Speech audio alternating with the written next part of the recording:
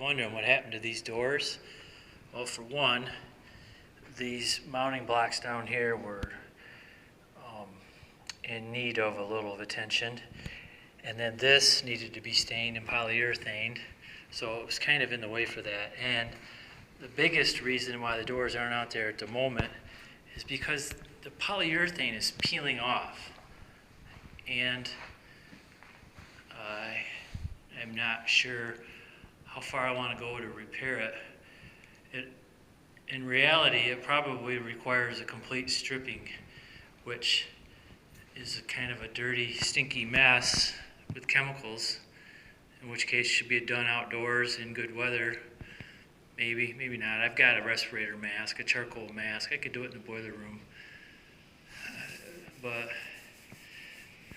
I don't know, it may be nice to solicit some volunteer help for something like that so we can do it all at once, instead of just me picking away at one door at a time. Because the other door over here on the side by the elevator, that door needs some similar attention.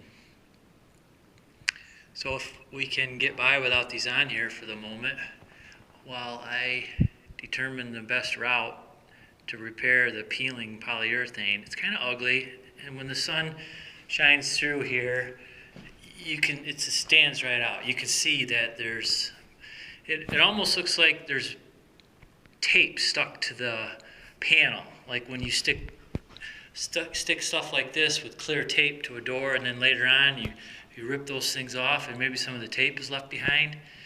And to be honest, that could have contributed to why the polyurethane peeled, because when you pulled the tape, maybe some polyurethane came off with the tape.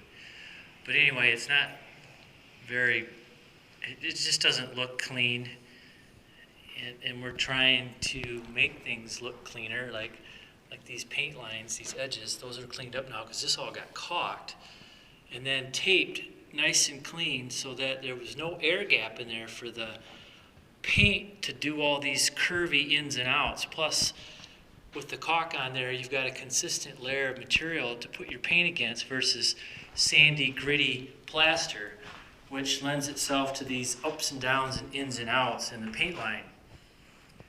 So we're attempting to fix a lot of that. You can see right here that this has been caulked with brown caulk, but it hasn't been stained yet, and then polyurethane. You can see that big glob of paint right there, old paint. So be patient. These doors will get what attention they need, and then it'll be done. Now this over here, you can see that cut line, and the reason I did the same thing there, I caulked that finished stringer and filled it and then restained it and polyurethaned it. And then to make it look clean, I painted it with the paint that matches the rest of the church. But that area never got painted because you can see why. It goes way up there. And for someone, it's not an easy task to paint that wall. That's why that wall hasn't been painted yet. And I believe the person who initiated the painting here was Gary Price. And I don't know how comfortable he was with big ladders and special setups and walking on planks and reaching out off an extension ladder, because this is tall stuff. Trying to cut that in. And not only that, if you paint that,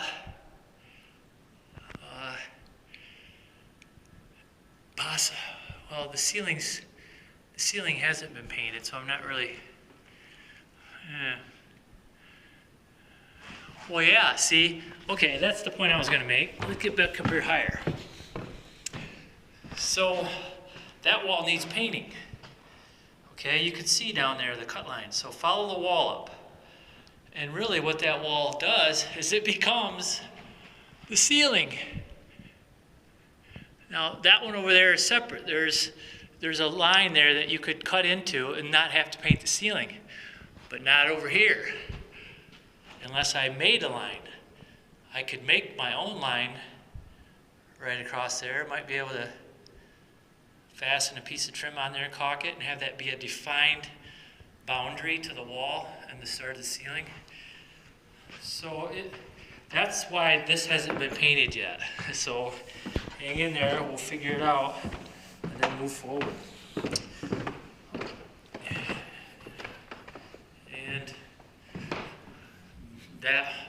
that window there looks pretty dried out and dusty. The new trim, when they repaired the stained glass windows, it looks like they installed some new, what would it be called? It looks like doorstop, but it's a little bit thicker and bigger. Like doorstop on a door you would buy. When you shut the door, it shuts up against doorstop. That's what the small trim up against the window looks like, that little piece right there, and then that piece.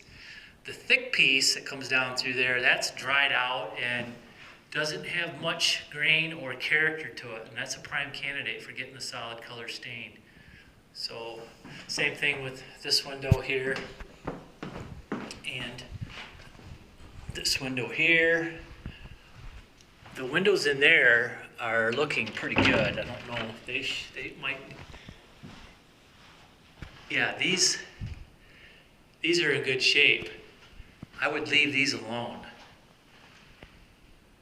I'm not sure why those look so much nicer. The grain and the color is more consistent, it's more matching. Why that's the case on those windows and not these out here. But,